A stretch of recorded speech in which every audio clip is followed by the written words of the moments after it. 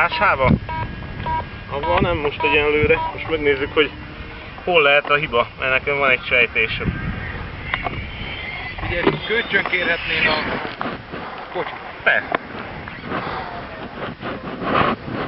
Egy pillanat. Na, most próba.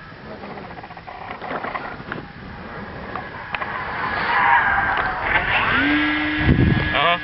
Eddig jók vagyunk. Szétesett a forrasztás.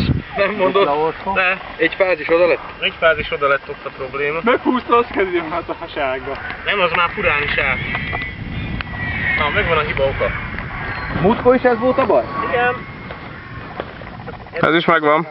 Most leszállunk. Egyik fázis oda van meg vissza. Lehetett talán tik-tik-tik. Igen.